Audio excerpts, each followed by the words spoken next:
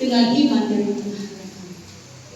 Jemaat yang diberkati oleh Tuhan, Nabi Yesaya menyampaikan pesan terang ini kepada bangsa Israel. Menariknya, Tuhan tidak menegur mereka karena tidak beribadah. Justru sebaliknya, mereka rajin beribadah dan berpuasa. Tetapi Tuhan melihat sesuatu yang keliru di situ. Lalu, apakah mungkin seorang yang rajin beribadah tetapi hidupnya tidak mencerminkan kehendak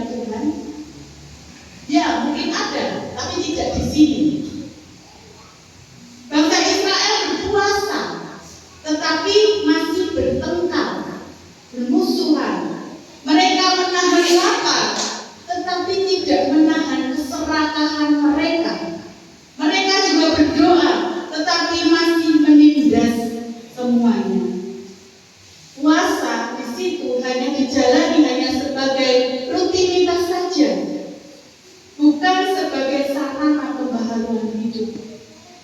Melalui Yesaya ini, Tuhan berkata bahwa ibadah yang sejati bukan hanya soal relasi dengan Tuhan, tetapi juga relasi dengan sesama.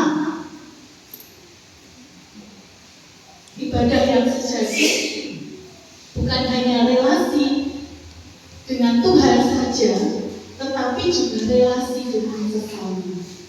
Dan puasa yang berkenan kepada Tuhan adalah puasa yang membuat hati kita lebih peka.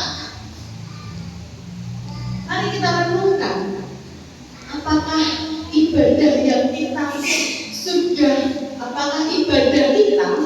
sudah membuat kita lebih peduli, lebih mau berbagi, lebih mau berdamai dengan saudara atau orang lain, dan lebih mau mengampuni.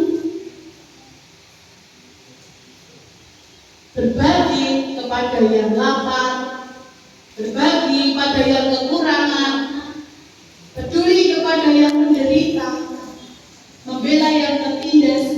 Itulah terang yang Tuhan kehendaki.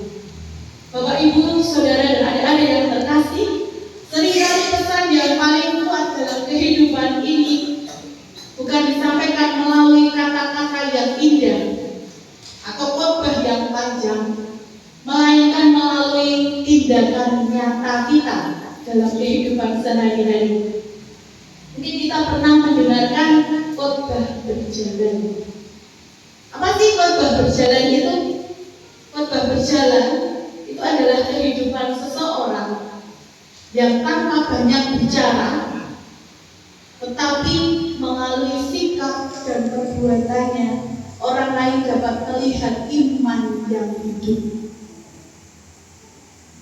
Melalui aktivitas yang dia lakukan, melalui ucapan yang dia lontarkan, melalui cara pandang dalam menyikapi sesuatu, bahkan tanpa mengeluarkan kata-kata sedikit pun, orang lain bisa melihat bahwa orang ini sangat bisa menjadi panutan.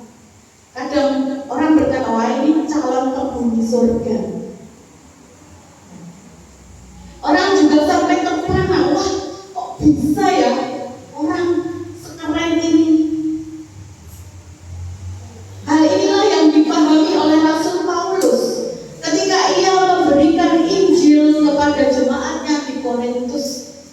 Paulus tidak mengandalkan kepandaian berbicara atau kata-kata yang memikat. Ia sadar bahwa Injil tentang salib Kristus tidak selalu masuk akal menurut hikmat dunia. Bagi dunia, salib adalah sebuah kebodohan.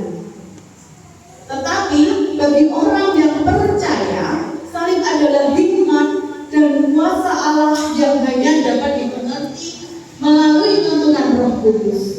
Karena itu saudara-saudara, mari kita semua untuk merenungkan sejenak. Ketika orang lain melihat kehidupan kita di rumah, di tempat kerja, di tengah masyarakat,